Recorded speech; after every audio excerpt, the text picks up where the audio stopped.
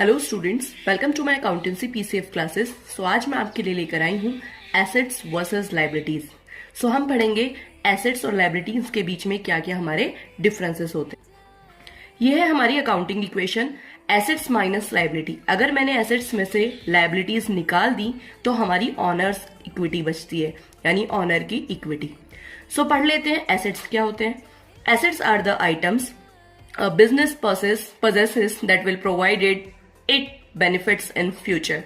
यानी कि किसी भी बिजनेस के पास या किसी भी बिजनेस को स्टार्ट करने के लिए जो आइटम्स की नीड होती है, जैसे कि हम कह सकते हैं बिल्डिंग, फर्नीचर, लैंड, यानी इन सभी आइटम्स को यूज करके हमें जो बेनिफिट मिलता है फ्यूचर में, या फिर ये कहें फ्यूचर में जो हमें इनकम मिलती है या फिर ये कहें हमें जो प्रॉफिट मिलता है, ये हमारे एसेट्स होते हैं।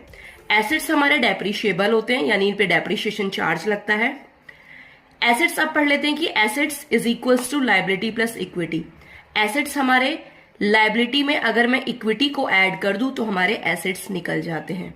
For example goodwill, investment, building etcetera. अब हम लाइबिलिटी के बारे में पढ़ लेते हैं। लाइबिलिटी क्या होती है? Any financial obligation a business has to pay to a person और a company at the end of an accounting period.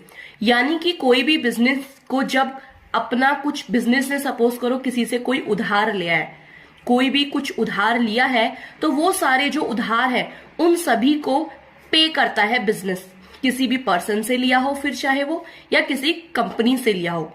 यानी कि कोई भी कंपनी या बिजनेस ने अगर किसी से उधार लिया होता है तो वो सभी पे करना होता है, तो उन सभी को हम लाइबिलिटीज कहते हैं।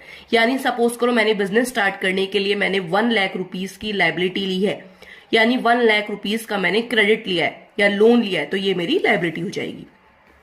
जो लाइबिलिटीज होती हैं वो नॉन डेप्रिशिएबल होती हैं, यानी इन पे डेप नहीं लगता। Liability is equals to assets minus equity. अगर मैं एसेट्स में से इक्विटी को माइनस कर देती हूं तो मेरी लाइबिलिटी आ जाती है।